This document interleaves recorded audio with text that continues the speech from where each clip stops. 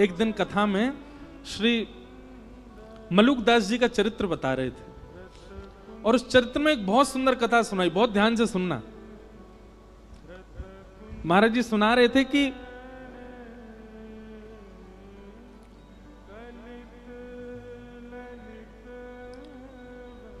कोई प्रवचन कर रहा था, तो प्रवचन में अनेक लोग बैठे थे। उसी में श्री मलुकदास जी अपनी युवावस्था में जब घर आदि का त्याग नहीं किया था, तो वहीं प्रवचन बैठ करके सुन रहे थे। तो प्रवचन सुनते सुनते लोग बाग आपस में चर्चा करने लगे। बोले ये बाबा को बस चले तो ये हमारे काम धंधा छुड़वा के बस यही कहेगो राम राम जपो, ठाकुर जी का नाम जपो, तिलक लगा करके केवल भक्ति भाव में रहो। अरे कर्म नहीं करेंगे तो दाल रोटी राम जी खिला जाएंगे क्या? कर्म नहीं करेंगे हमारे घर परिवार को राम जी चला जाएंगे क्या? ये भी कथा वक्ताओं पे कोई काम नहीं है, बस एक ही बात कहते हैं, जहां ले चलोगे वहीं मैं चलूंगा। ठाकुर जी जहां ले चलेंगे, ऐसे थोड़ी होता, कुछ अपने बुद्धि विवेक से भी तो करना पड़ेगा। ऐसे लोग चर्चा कर रहे थे और मलुकदास जी बैठ करके सुन रहे थे। तो मलुकदास जी अपनी युवावस्था में थे, उन्होंने उठ करके जो व्यास मंच पर व्यास जी थे उनसे कहा, बोले देखिए व्यास जी आप बहुत अच्छी बात बता रहे हैं, आप कह रहे हैं राम नाम ही सर्वस्व है, भगवान नाम ही सर्वस्व है, कथा ही सर्वस्व है, लेकिन कर्म भी तो प्रधान है। इन गांव वाले लोगों की बात भी गलत नहीं है। अगर हम कर्म नहीं करेंगे तो खाएंगे पिएंगे कैसे? सुंदरकांड भी कहती है देव देव आलसी पुकारा, देवताओं के भरोसे जो पड़ा रहता है, कर्म नहीं करता, वो आलसी कहलाता है। अगर हम कुछ ना करें, केवल राम राम जपें, तो राम जी हमारा घर थोड़ी चला देंगे। और घर चलाना बहुत दूर की बात, हमको रोटी राम जी थोड़ी खिला देंगे, वो तो हमको खुद ही खानी पड़ेगी, खुद ही मेहनत करनी पड़ेगी।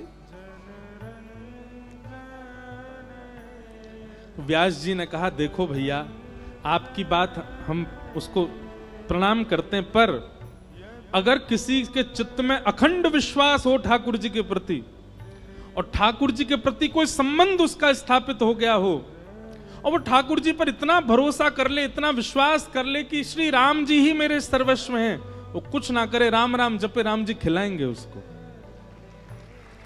पहले बात तो सुन लो, ताली पहली बजा देते हो, पहले कथा तो पहले आगे बढ़ने दिया करो।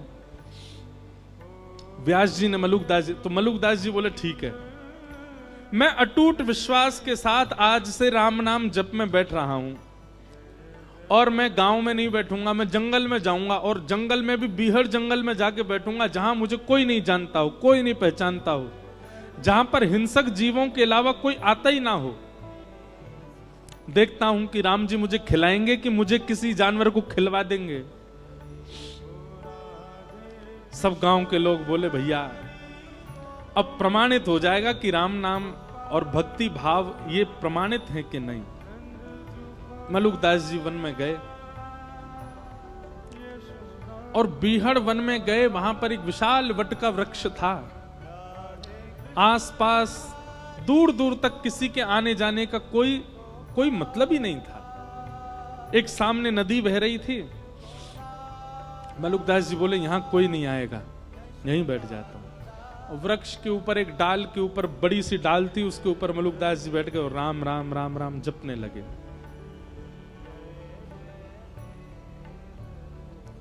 आप राम नाम का जप कर रहे थे, मन में अनंत विश्वास था राम जी के प्रति कि श्री राम जी सब भक्तों पर अनुग्रह करते हैं, मुझे भी श्री राम जी अनुग्रहित करेंगे। इस विश्वास के साथ राम नाम जपने लगे।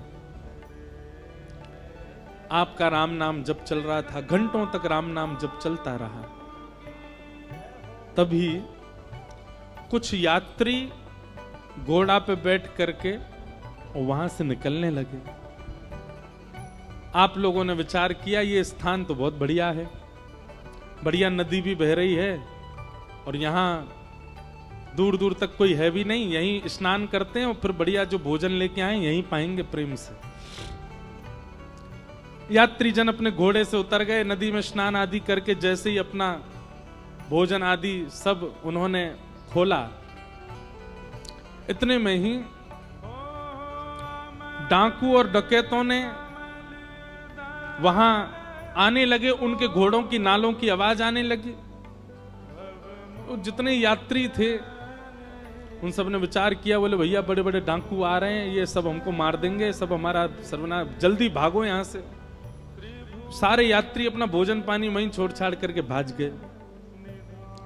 डाकू आए, डाकुओं ने आकर के देखा कि महाराज सुंदर सुंदर रबड़ी, सुंदर मिष्ठान, सुंदर 56 भोग और रोटी आदि सब वहां खुली रखी है। डाकू के साथ जितने लोग थे सबने कहा, सरदार जी आज तो कुछ बनाना ही नहीं पड़ेगा, आज तो देखो ठाकुर जी ने बढ़िया व्यवस्था करी है, 56 भोग यहीं लगे लगाए मिल गए हम लोगों को। अब तो आज तो यहीं रोटी पाएंगे, यहीं लड्डू उड़ाएंगे, यहीं प्रेम से रबड़ी पाएंगे और इसी से ही आनंद होएगा आज तो। इतने में सब टूट पड़े भोजन पर, सब उठाने लगे रोटियां और सब्जियां सब डालने लगे, अपने हाथ में पकवान लेने लगे। जो सरदार मुखिया था डाकुओं का, थोड़ी देर इधर उधर देखने लगा, बोले रुको रुको रुको, अभी मत पाना। इस विहंगम जंगल, बिहड़ जंगल में नदी के तट पर इतने 56 भोग मिलना, पहली बात तो इसमें यह सत्य है कि भगवान ने कोई अनुग्रह करके हमारे लिए व्यवस्था करवा दी। लेकिन दूसरी बात एक और हो सकती है, क्या हमको कम से कम 5 राज्यों के राजा ढूंढ रहे हैं। कहीं ऐसा तो नहीं उन लोगों को हमारा यहां आना पता हो और ये सारे व्यंजनों में विष डाल करके उन्होंने यहां पर ये व्यंजन रख दिए हो, और कहीं हमने ये पाए और हम पाकर के विष के नशे में आ गए, मूर्छित हो गए, मृत्यु हो गई, तो वो 5 राज्यों के राजा जो हमको ढूंढ रहे हैं वो हमको ले जाएंगे यहां से, उनका तो काम हो जाएगा, कोई नहीं खाएगा, नीचे रखो इसको। संग वाले बोले महाराज बहुत दिन से रबड़ी नहीं पाई, देखो गुलाब जामुन नहीं पाई, खान दो। बोले नहीं नहीं नहीं नहीं, हम ऐसे नहीं खा सकते। एक काम करो, अपनी टोली से बाहर का जो हो, जो हमारी टोली से बाहर का ऐसा कोई राह चलता मिल जाए उसको पकड़ लाओ, उसको पहले खिलाओ, उसको खिला करके देखेंगे अगर इसमें विष हुआ मर जाएगा, पता चल जाएगा, नहीं हुआ तो हम भी पालेंगे। सब ढूंढने लगे लेकिन दूर दूर तक तो जंगल कुछ मिले ही नहीं। तभी सरदार की नजर गई, पेड़ के ऊपर श्री मलुकदास जी बैठे थे, राम राम राम राम राम राम जप रहे थे। तुरंत उसने, अरे देखो ये बैठा अब ऊपर भगत, इसी नहीं विष मिला करके सारा भोजन नीचे, पकड़ के लाओ उसको नीचे। ऊपर चढ़ गए, मलुकदास जी को पकड़ के नीचे ले आए। मलुकदास जी बोले भैया क्या कर रहे हो? बोले हाथ पांव बांधो इसके, और हाथ पांव बांध करके इसको सारा भोजन खिलाओ। मलुकदास जी मनी मन विचार कर रहे थे, मैंने तो कहा था राम जी खिलाने आएंगे, पर ये तो डाकू खिलाने आया। मलुकदास जी ने मुंह बंद कर लिया, मैं नहीं खाऊंगा, मैं नहीं। तभी सरदार उतरा अपने घोड़े पे से, और मलुकदास जी का मुंह इतनी जोर से पकड़ा, बोले खाएगा कैसे नहीं, ठूस ठूस के खिलाओ इसको। और सबरे लड्डू ले, गुलाब जामुन ले, रबड़ी ले, पकवान ले ले करके मलुकदास जी को खिलाए। मलुकदास जी के नेत्र सजल हो गए, बोले जय हो राघव जी, जय हो मेरे राम जी। मैंने आपसे क्या प्रार्थना की? मैंने कहा था कि नाथ राम राम जपने से यदि राम जी भोजन करा जाएंगे तो मैं मान जाऊंगा कि भजन में बल है।